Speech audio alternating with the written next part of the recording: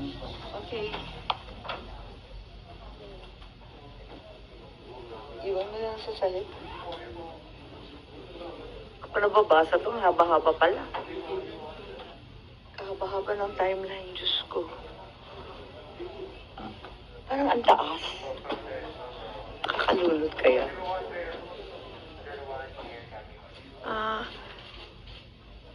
Paano na makikita yan? So maliit.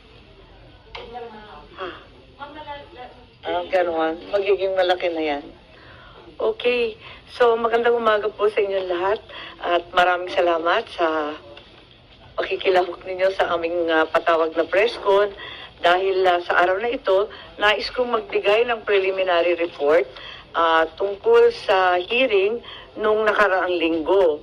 Pagkat napakaraming nakinig at marami ring katanungan para magbigay ng liwanag at maklaro yung ibang bagay-bagay. Nais kong magbigay ng dalawang dokumento ngayon. Yung unang-una, yung timeline pa lamang. So, umpisahan na lang natin yung timeline. Mabilis lang to sana. Pero mahaba-haba kasi nag-uumpisa to sa March 2019 nung nag-withdraw ang Pilipinas sa Rome Statute. Tapos, yung prosecutor requested authorization 24 May 2021. May deferral noong 2022 ng Hunyo. Pagkatapos, 12 September 2022, ang ating Pangulo ay nagsabi, ICC will only take action when the country is no longer functioning and has no judiciary. So, 26 January 2023, ang ICC nag-umpisa na naman ang investigasyon sa drug war. And then the appeals chamber rejected the suspension noong Marso. And then July 5 ng 2023, ipinagtatanggol ni VP Sara yung confidential fund ng DepEd at ng OVP. Yung ICC chamber delivered its judgment 18 July 2023. Pero inulit na naman ni Presidente Bongbong 24 November ng 2023 na simple lang ang isyung yan. Hindi naman siguro tama na ang tagalabas ang mag-iimbestiga dito sa atin. So yun ang nangyari, Tapos gusto natin maintindihan yung konteksto ng mga pangyayari. At nung 15 December 2023, andyan na yung sulat kay VP Sara na the jurisdiction of the ICC over the Republic of the Philippines after the effectivity of our withdrawal is very much in question. And I am certain that you and all of my cabinet will echo my views.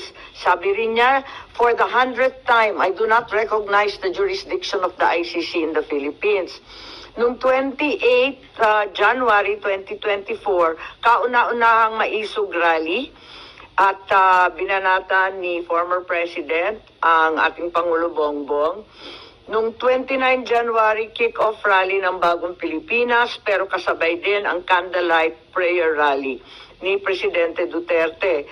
30 January 2024, eto na yung unang hearing ko sa PI, People's Initiative, February 2 sa Davao, 13 dito na naman February sa Senado.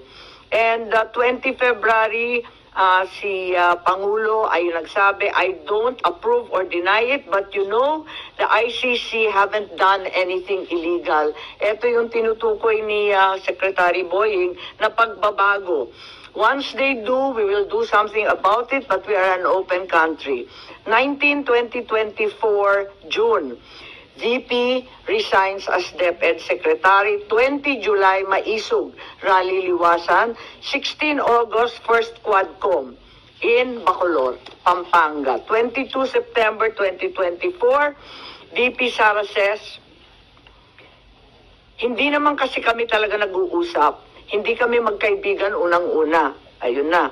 And then 12 October 2024, sabi ni PBBM, I don't know anymore. I'm a little dismayed to hear she doesn't think we are friends. 11 November 2024, nag-attend si former President Duterte ng 11th Quadcom hearing. 13 November 2024, E.S. Bersamin said local authorities would consider cooperating with the Interpol if the ICC seeks the intervention of the International Anti-Crime Body. 14 November 2024, nung nakaraang taon, ang sabi ng ating Pangulo, if that's the wish of Duterte, we will not block the ICC. We will not just cooperate.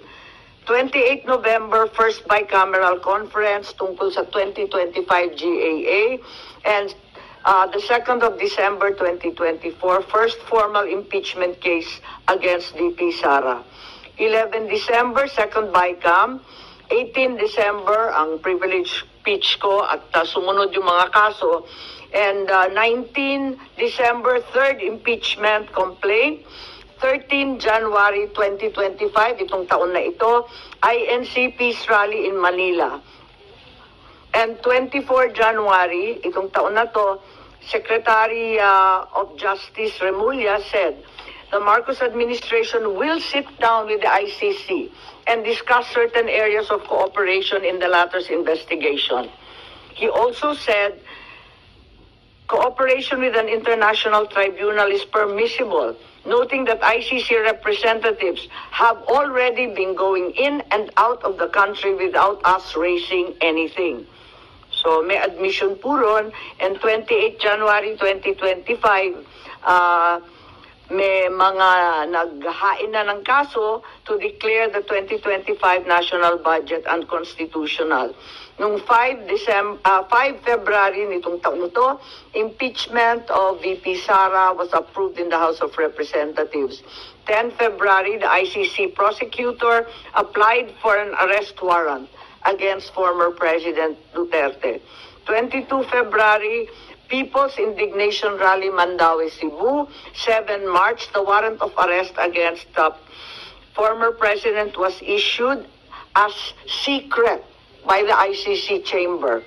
10 March, 2 PNP memos regarding the deployment of personnel and augmentation of PNP personnel to PRO 11.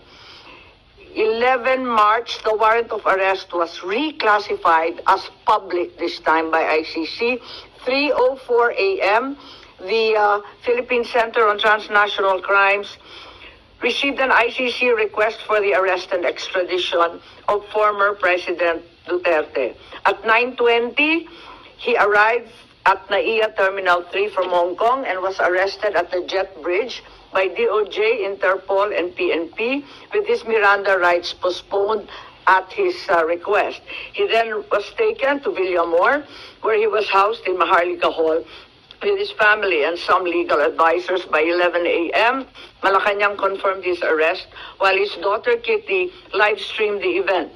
By 11:03, Duterte was flown out of the country on a chartered flight to Dubai and Rotterdam, Netherlands, as President Marcos held a press briefing on the arrest. 12 March 2025, DOJ Prosecutor General Fadulion issued a certification, bago po to, nahanap lang namin to, that President Duterte was arrested on 12 March 2025, approximately 11:44 a.m. May problema ako sa datos nito kasi bakit 1 day later?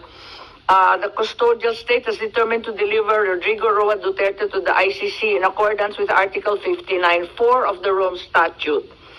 And in accordance with Article 59.7, the arrested individual shall be transported to The Hague and placed in the custody of the International Criminal Court. 13 March, during an interview with Pinky Webb, Interior Secretary John Vic Remulla revealed that Duterte's arrest was a group effort involving National Security Advisor Anyo, Defense Secretary Chodoro, the President, with Anyo playing a key intelligence role in monitoring Duterte's travel. On 20 March, we had the hearing here in the Senate. The highlights of the hearing were the denial of Anyo of any involvement in the arrest, and John Vic, SILG Remulla denied planning and said that the group effort pertained only to chismis.